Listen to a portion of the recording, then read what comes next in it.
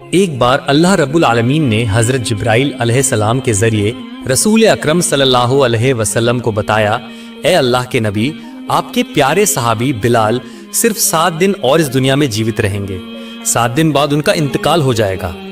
रसूल अकरम सल्लल्लाहु अलैहि वसल्लम ने अल्लाह रब्बुल आलमीन से ये खबर जानने के बाद अपने विशिष्ट सहाबी हजरत उमर और अली रजी अल्लाह ताला अन्हुमा से कहा, ए मेरे सहाबियों, मुझे पता चला है कि मेरे प्यारे सहाबी बिलाल 7 दिन बाद इस दुनिया से कूच कर जाएंगे, लेकिन मैं जानता हूं कि मेरे इस प्यारे सहाबी ने अभी तक शादी की सुन्नत अदा नहीं की है।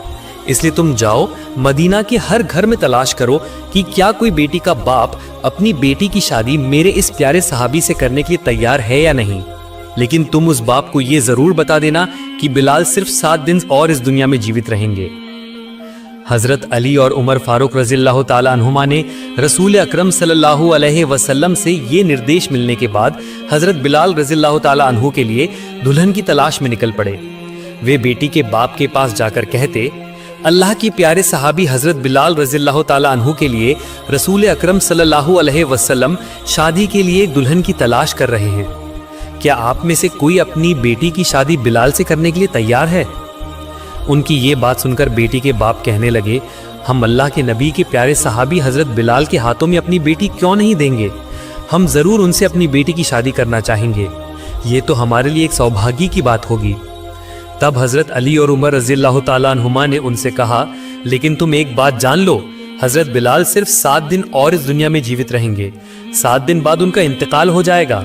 अल्लाह के रसूल सल्लल्लाहु अलैहि वसल्लम ने तुम्हें ये खबर भी बताने के लिए कहा है।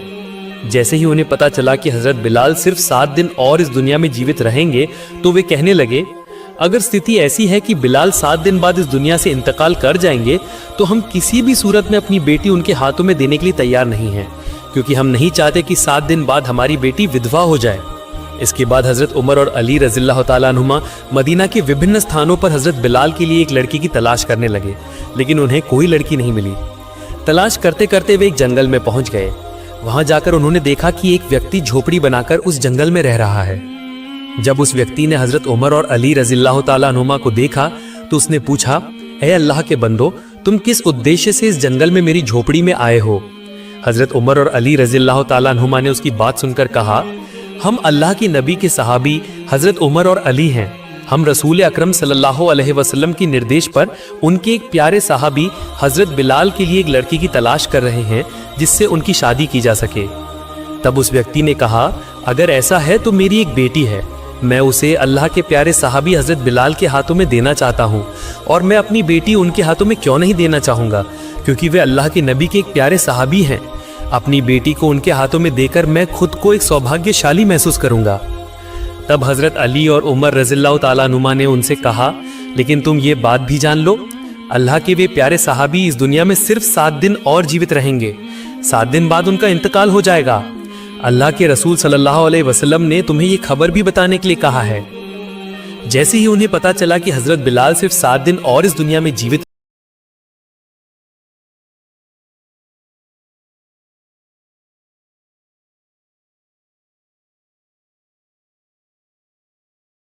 रहेंगे, तो वे कहने लगे, अगर स्थिति ऐसी है कि बिलाल 7 दिन बाद इस दुनिया से इंतकाल कर जाएंगे, तो हम किसी भी सूरत में अपनी बेटी उनके हाथों में देने के लिए तैयार नहीं है, क्योंकि हम नहीं चाहते कि 7 दिन बाद हमारी बेटी विधवा हो जाए। अल्लाह के नबी के प्यारे सहाबी और उस व्यक्ति के बीच ये बातें दूर खड़ी उसकी बेटी ने सुनी थी। जब उसकी बेटी ने देखा कि उसके पिता अल्लाह के नबी के सहाबी से उसकी शादी की बात रद्द कर रहे हैं, तो उसने आवाज देकर कहा, अब्बू जान, मैं इस शादी के लिए तैयार हूँ। आप ऐसे शादी के प्रस्ताव को कैसे ठुकरा सकते हैं जो अल्लाह की नबी सल्लल्लाहु अलैहि वसल्लम ने सीधे खुद भेजा है? अब्बू जान, मेरे जीवन में चाहे कितनी भी कठिनाई क्यों ना हो, मैं रसूल अकरम सल्लल्लाहु अलैहि वसल्लम के इस निर्देश का पालन करना चाहती हूँ। इसके बाद अल्लाह के नबी के प्यारे सहाबी हजरत बिलाल से उस लड़की की शादी हो गई। हजरत बिलाल रज़ियल्लाहु ताला अन्हु ने तब उससे पूछा, ए अल्लाह की बंदी, ये जानने के बाद भी तुमने मुझसे शादी क्यों की कि मैं सिर्फ 7 दिन ही इस दुनिया में जीवित रहूंगा? 7 दिन बाद तो तुम विधवा हो जाओगी। तब उस लड़की ने जवाब दिया, ए अल्लाह के प्यारे सहाबी, हालांकि 7 दिन बाद मैं विधवा हो जाऊंगी, फिर भी मैंने अपने जीवन से रसूल अकरम सल्लल्लाहु अलैहि वसल्लम का एक निर्देश पूरा किया है, इसलिए मैं खुद को धन्य महसूस करती हूँ। और आप जैसे अल्लाह के नबी की प्यारे सहाबी को अपना पति के रूप में पाना तो मेरे लिए एक परम सौभाग्य की बात है। हजरत बिलाल रज़ियल्लाहु ताला अन्हु जिस दिन इंतकाल करने वाले थे, उस दिन उन्होंने अपनी बीवी से कहा, बीवी आज रात ही तो मेरा इंतकाल होगा। इंतकाल से पहले मेरा मन कुछ रोटी खाने का कर रहा है, इसलिए तुम जाओ पड़ोस के घर से थोड़ा आटा लाकर मेरे लिए कुछ रोटियां बनाओ। हजरत बिलाल रज़ियल्लाहु ताला अन्हु की पत्नी ने उनके कहने के अनुसार 7 रोटियां बनाई और उनके सामने परोस दी। उसी समय एक भिखारी दरवाजे पर आकर आवाज देकर बोला, ऐ घर के मालिक, ऐसी ही निशानियां बताई थी, अतः तुम हमें उस व्यक्ति के पास ले चलो। तब वो व्यक्ति हजरत उमर फारूक रज़ियल्लाहु ताला अन्हु और हजरत अली रज़ियल्लाहु ताला अन्हु को लेकर उस व्यक्ति की तलाश में निकल पड़ा। एक निर्जन मैदान में जाकर उन्होंने देखा कि वो व्यक्ति एक पेड़ के नीचे नमाज अदा कर रहा है। हजरत उमर रज़ियल्लाहु ताला अन्हु तब उसके पास जाकर बगल में खड़े हो गए। उस व्यक्ति ने नमाज खत्म की तो उन्होंने उसे सलाम किया। उस व्यक्ति ने सलाम का जवाब दिया और उनसे पूछा, आप कौन हैं? किस उद्देश्य से मेरे पास आए हैं? उन्होंने जवाब दिया, हम अल्लाह के नबी के सहाबी हजरत उमर और अली रज़ियल्लाहु ताला अन्हुमा हैं। हम अल्लाह के एक प्यारे बंदे की तलाश में यहाँ आए हैं, क्या आप कृपया हमें अपना नाम बताएंगे? तब उस व्यक्ति ने कहा, मेरा नाम अब्दुल्ला है, यानी मैं अल्लाह का बंदा हूँ। हजरत उमर रज़ियल्लाहु ताला अन्हु ने कहा, हम सब तो अब्दुल्ला ही हैं, मैं आपसे वो नाम जानना चाहता हूँ जो आपके माता पिता ने आपके लिए रखा था। तब उस व्यक्ति ने कहा, मेरे माता पिता ने मेरा नाम ओवैस रखा था और लोग मुझे कर्ण इलाके का होने के कारण ओवैस करनी कहते हैं। तब उमर रज़ियल्लाहु ताला अन्हु ने अदब के साथ उनसे कहा, ऐ अल्लाह के बंदे, क्या आप कृपया अपना दाहिना हाथ हमें दिखाएंगे? ओवैस करनी रहमतुल्लाह अलैह ने तब हजरत उमर और अली रज़ियल्लाहु ताला अन्हुमा की ओर दाहिना हाथ बढ़ाया। उन्होंने देखा कि उनके दाहिने हाथ पर कुष्ठ रोग का एक सफ़ेद निशान था। रसूल अकरम सल्लल्लाहु अलैहि वसल्लम ने अपनी निशानियां बताते समय ये निशान भी बता दिया था। तब उन दोनों ने उनके हाथ चूमे और कहा, ए अल्लाह के प्यारे बंदे, हम तो आपकी तलाश में ही आए थे। तब उन्होंने उनसे पूछा, आपने इतनी तकलीफ उठाकर मुझे क्यों ढूंढा? तब उन्होंने कहा, हुजूर अकरम सल्लल्लाहु अलैहि वसल्लम अपने इंतकाल से पहले हमें एक नसीहत दे गए थे। उन्होंने अपना पवित्र जुब्बा मुबारक हमारे हाथों में देकर कहा था कि हम इसे आपके पास पहुंचा दें, और उन्होंने ये भी कहा था, तुम उवैस करनी से कहना कि वो मेरी उम्मत के लिए दुआ करे।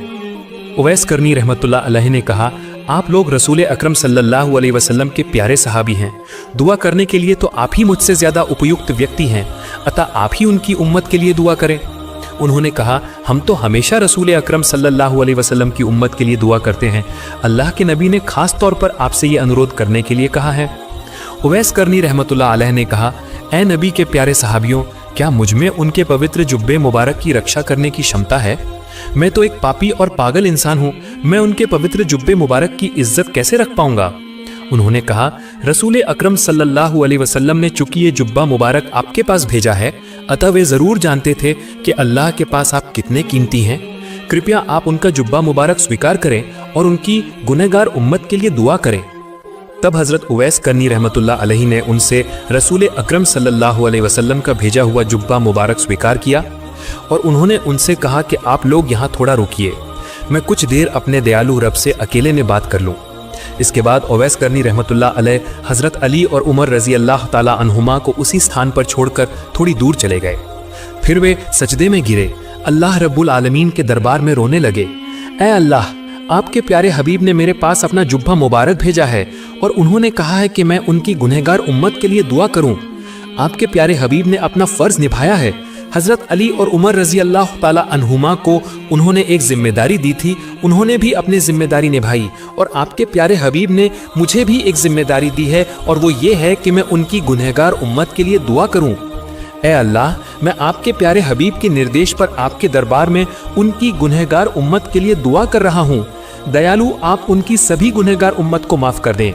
उवैस करानी रहमतुल्लाह अलैहि ने इस मुनाजात के जवाब में अल्लाह रब्बुल आलमीन ने फरमाया, ए उवैस, तुम सजदे से सर उठाओ, तुम्हारी इस दुआ की बरकत से मैंने उम्मत मोहम्मदी के एक हिस्से को माफ कर दिया। उवैस करानी रहमतुल्लाह अलैहि ने कहा, ए अल्लाह, जब तक आप तमाम उम्मत मोहम्मदी को माफ नहीं करेंगे तब तक मैं सजदे से सर नहीं उठाऊंगा और आपके प्यारे हबीब का जुब्बा मुबारक नहीं पहनूंगा। तब अल्लाह रब्बुल आलमीन ने फरमाया, ए उवैस, तुम्हारी दुआ के कारण मैंने उम्मत मोहम्मदी के 1/3 गुनाह माफ कर दिए हैं, तुम सजदे से सर उठाओ। उवैस करानी रहमतुल्लाह अलैहि ने फिर से अल्लाह रब्बुल आलमीन की बारगाह में अर्ज किया, ए अल्लाह, आप तमाम उम्मत मोहम्मदी के गुनाहों को माफ कर दीजिए।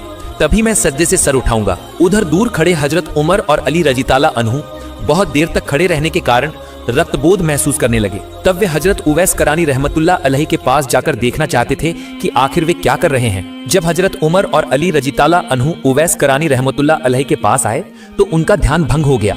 आशिक मासूक का प्रेम बंधन टूट गया। तब उन्होंने अत्यंत अफसोस के साथ हजरत उमर और अली रजी ताला अन्हु से कहा, अगर आप थोड़ी देर बाद आते तो मैं तमाम उम्मत मोहम्मदी के